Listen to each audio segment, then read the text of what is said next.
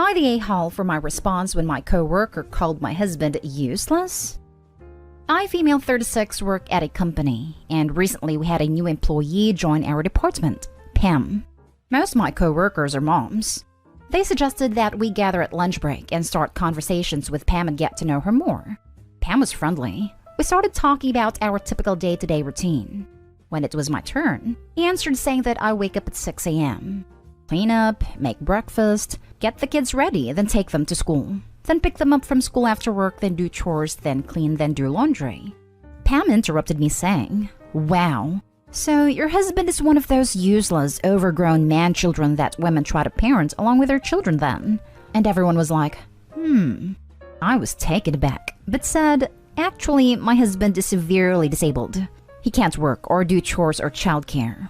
She made a face and replied, "Oh well, my point still stands that you're basically living as a single mother, except at least your husband is not entirely useless in this case. It does bring something to the table, which is social security disability benefits, I suppose. But I'm sure it doesn't make up for him being an absent father and husband due to his disability." I got extremely offended that she was talking about my husband, the love of my life and father of my children, like that. The ladies were like, "Oh my god." So I said I didn't appreciate how she spoke about my husband, but she shrugged, saying, "Well, I wasn't technically lying, right? With people like your husband, there's really no point of being married. If you're acting like a single mom, then might as well become one, or go look for a real partner." I just lashed out asking what the hell she was talking about. It explained the important role my husband still has in mind in my children's lives. I called her rude and disrespectful for how she was talking about him, and how she belittled him as a husband and a father, and told her that her remarks about my husband could be nothing more than projection on her part. She laughed and said, "My husband is a doctor. That much is enough. Need I say more?" I asked her if her husband cooks and cleans after he gets home, then looked at her eyes and said, "The tiredness in your eyes suggests that all housework and childcare fall on you alone, correct?" She was red in the face and got quiet, looked around, then got up and excused herself to the toilet looking upset. The lady said that Pam has her own beliefs/visions about disabled partners should be, which is understandable, and she was just giving her honest opinion. But I took it too far by humiliating her and assuming her husband isn't doing anything. But according to her reaction, the answer was clear to me. They thought I shouldn't have spoken to our new co-worker in a mean way, and should have taken what she said with a grain of salt as it wasn't personal. They wanted me to apologize, but I said I won't apologize for what I said, even if I was rude. My co-worker's argument is that they too received harsh comments from Pam, but didn't take it personally since they were venting about other husbands. Edit. Pam isn't the first one to say stuff like that about my husband. My own family did this as well as others, so that's why I wasn't too surprised by her judgment, but still got offended. Now for the top comments. Not stay home. What do your co-workers mean you humiliated her? Didn't she say the exact same thing about your husband before she knew he was disabled? I think you did nothing wrong. And then even after finding out about his disability, instead of backpedaling or having the decency to be embarrassed, she doubles down instead and dug the hole even deeper. Not stay home. Don't start none, won't be none. That's the big a-hole move here. She had plenty of opportunities to shut up before Opie resorted to shutting her up. Can't take it? Don't deal it. Not like Opie said anything about colleague's husband she didn't say about Opie's husband, and colleague went much further.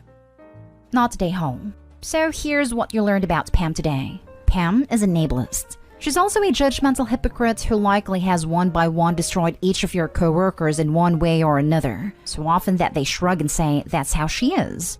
Here's what you've learned about your co-workers today. Your co-workers accept judgmental behavior as that's the way it is, and protect her from being hurt. They have accepted her behavior to the point where she is okay to humiliate others, you, but if she gets embarrassed, they protect her. I don't consider what you said rude, and I wouldn't apologize. Looks like karma's already found her, but she didn't learn. Absolutely. I noticed other behavioral issues with her, and it was obvious she's only pretending to be nice, and has a completely different personality than what she's showing. I feel uncomfortable around her honestly, even before this conversation occurred. I think you hit a nerve about her husband.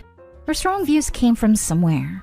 He may be a doctor, but I suspect he is a piss-poor husband, partner, and father.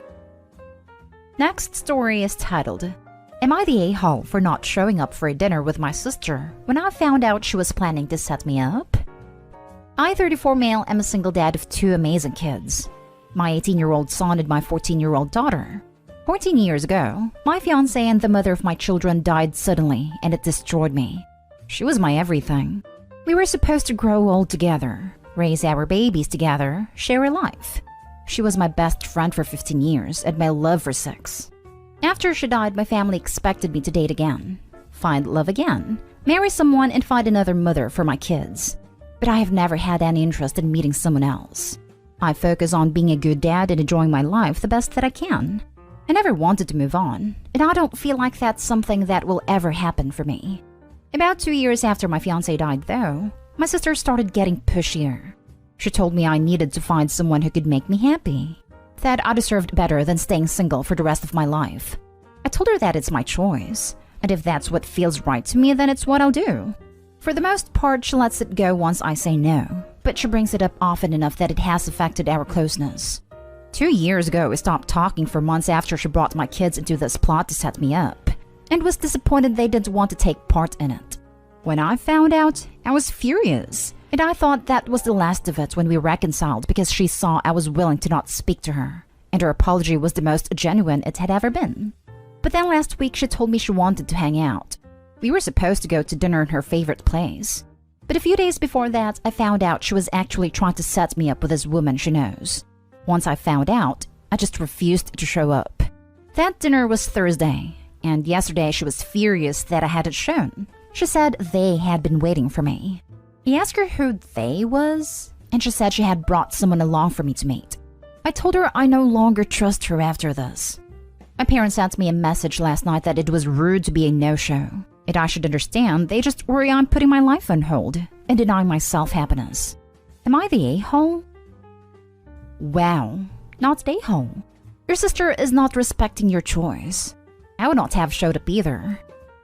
I don't think any of my family particularly like or respect my choice. The others push less because they know I will not tolerate someone trying to go against my boundaries and wishes. Apparently, I now need to stop talking to or seeing my sister because she will never learn. It's great that your kids get it and that take part in her plans. I don't get why she can't respect your choice. She doesn't get to decide what makes you happy. This, all the way. It enrages me when people try to use kids in their idiotic plots. Particularly this one. Hey kids, wanna help me get you a new mommy? No. Just hell no. Not the a-hole. You're not ready to date and they should respect that. I get that your family wants you to be happy, but this is not helpful at all. I also hate the implication that you can't be happy without a significant other. I know it bothers them that I spent my 20s and now into my 30s without a significant other or even dating. But you know, I'm living my life the way I want, and I don't see myself ever dating. But that should be my choice. I'm old enough to decide this for myself. Not the a-hole. My mom never dated after my dad passed. I asked her why once, and her answer had stuck with me through the years. I already had the best. Why would I want anything else? If you have met your soulmate, your life is complete, even if they have passed. I relate to that a lot. I was in love with someone who was truly my best friend, and we didn't get enough time. But she gave me the 2 people I love the most in the world, and I am forever grateful for that. Next story. Am I the a-hole for asking my boyfriend to stop sharing everything with my sister? Hi, I'm 24 female and have been dating my boyfriend, 26 male, for 5 years now. We grew up together as neighbors, and were friends for a couple years before dating. I love him so much, and I want to marry him. His family's great and I adore them all. And it's great with my family too. He also formed a great relationship with my sister, 21 female. But the issue is that I think their bond is too close. My boyfriend and I live together, but he spends a lot of time with her. Albeit I'm sort of busy. I'm currently in grad school for engineering, so I have to go to my classes. My boyfriend works full-time. My sister is currently taking a gap year, but that 1 year has extended from when she was 18. She comes over when I'm in seminars/classes. They have tons of inside jokes and share the same sense of humor and taste in movies. It makes me feel left out. But when I try to include myself, they both stop being so enthusiastic and acting like it's super awkward to have me there. My sister and I were close growing up, but started drifting when I went to uni. When my boyfriend isn't there and I talk to her, she becomes kinda cold and sometimes says rude things. Once, she told me to my face that I'm not good enough for him, that he deserves better, which made me cry for a couple days. He also gets her gifts for the most random achievements. Like, he got her a present for making it through the week. Even though she doesn't do anything, as she isn't currently working or trying to pursue a hobby or interest, she's just taking it easy. Her own words. Don't get me wrong, I'm glad my boyfriend and my sister are friends. But my major problem is that my boyfriend tells her everything. Literally everything. He tells her things he doesn't tell me and talks to her about me and our relationship. She knows all our issues and good parts, to a level of detail that I wouldn't even tell my closest friends or parents. She even knows the grades I got in my midterm/finals and what I think about my manager. I work part-time to contribute to our apartment, but I also get paid for my research, which goes towards our needs as well, which I feel is unnecessary for her to know since I didn't tell her myself. I asked him to step back a bit and stop telling her things about me and our relationship, but he was shocked and told me that I'm an a-hole for even requesting it. Now I feel guilty. So am I the a-hole? Now for the top comments before the little update. Not the a-hole, but I'm 90% certain your sister and boyfriend are hooking up while you're in class. I'm 100% certain. I reserve 10% that they're just having an emotional affair, but sister at the very least would like it to be more. Anyone who tells you that someone deserves better than their current partner is talking about themselves. Not the a-hole. They're both grossly out of line, and are at minimum having an emotional affair. Kick them both to the curb. I don't see how this is salvageable. I wrote way too many lines in my judgment where emotional affair would have cut it. Think you hit the nail on the head. Who is he in a relationship with? You or your sister or both? There are so many red flags here that I would be taking a serious look at your relationship. Keeps Opie for money and the sister as a side chick to bang when Opie is at home at this point. The level of we know each other very well is very unsettling, and it sounds like an emotional affair. However, I think there is more to it. Opie needs to take a step back and find out. Edit. Thank you all for your responses and advice. You've literally made me reconsider everything that I thought I knew. The consensus is that there is something shady going on with my boyfriend and my sister, which just makes me want to vomit. I'm now reading into every interaction and conversation, and I feel so naive for not noticing the red flags. I'm going to take your guys' suggestions and set up some nanny cams in my apartment. Either way, it'll be good security. If nothing happens, then it'll be reassuring. And if something does happen, well, I'll deal with that after. I'm going to drive to the store right now to pick up the cameras. I'll try to update soon, hopefully with positive news. Now for the last story.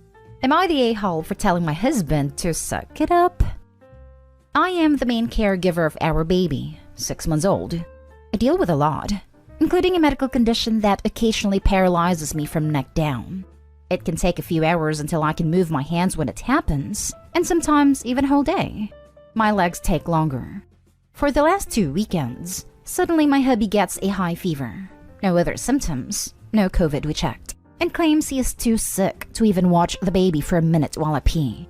Last weekend I gave him all the space he needed, went to my folks' house, and took care of him every few hours when my parents watched the baby. I was frustrated, but I understood.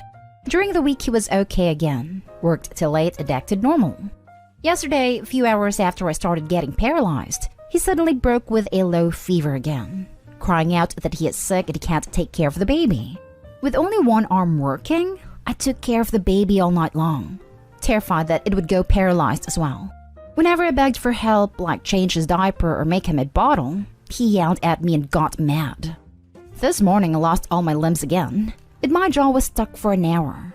After that, while he complains that he's too sick and I need to handle the baby all day, I yelled at him to suck it up and take care of his child because it is not safe at all. I can't move my fingers. How can I keep a baby from falling, or feed him, or help him at all? He got really offended, saying I should be more compassionate to his fever and how cold he feels, and that I should find a way to unparalyze myself so he can sleep. I got even more mad, considering how many doctors told me that I cannot stress myself out of it, or it gets worse. He also said I am the a-hole, since it seems like I don't believe his mild fever is as severe as my condition. Am I the a-hole for not agreeing with him and telling him to take some responsibility for his child? Edit. My paralysis happens every few months, and I know an hour beforehand that something is wrong. I always call my husband or my emergency babysitters. I have a few. It only happened once before today since the birth, and I wouldn't give birth if it wasn't under some control. It is the first time in my marriage that he acts like this about my condition or the baby. I am not a neglectful parent just because I am disabled. I would contact family/babysitter before, but I couldn't move my fingers well enough to use the phone. I asked my hubby to call someone, but he refused because he was too cold. My sister-in-law came as soon as I managed to pick my phone up. I just needed him to watch the baby until then and after that. Not day home.